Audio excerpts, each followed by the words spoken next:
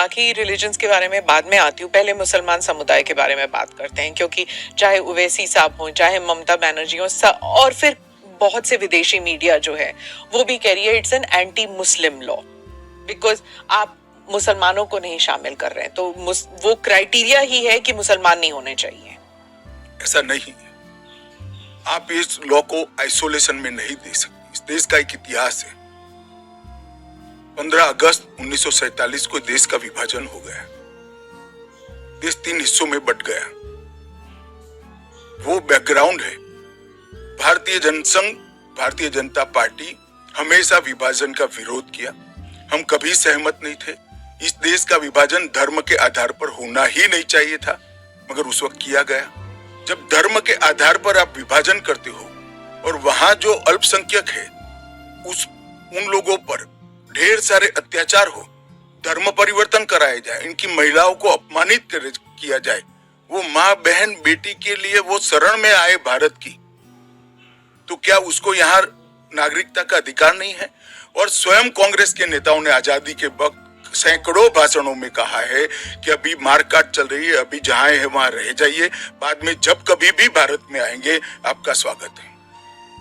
परंतु बाद में इलेक्टोरल पॉलिटिक्स चालू हुई, वोट बैंक की राजनीति चालू हुई।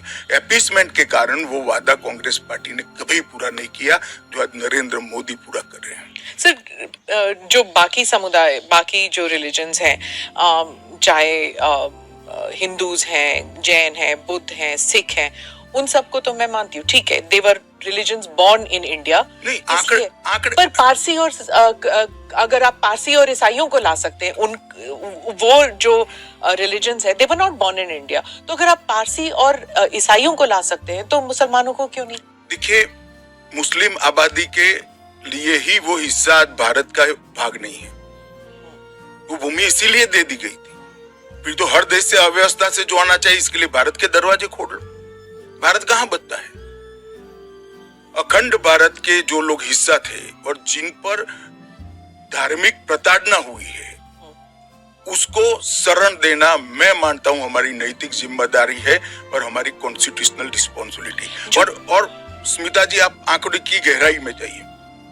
जब विभाजन हुआ तब पाकिस्तान में 23% हिंदू थे, हिंदू और सिख थे।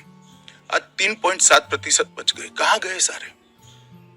इतने सारे तो यहाँ आए नहीं। धर्म परिवर्तन हुआ, अपमानित किया गया, दोयम दर्जे के नागरिक के नाते इनको रखा गया।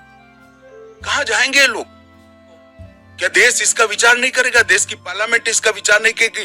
देश की पॉलिटिकल पार्टियों ने इनका विचार नहीं करना चाहिए?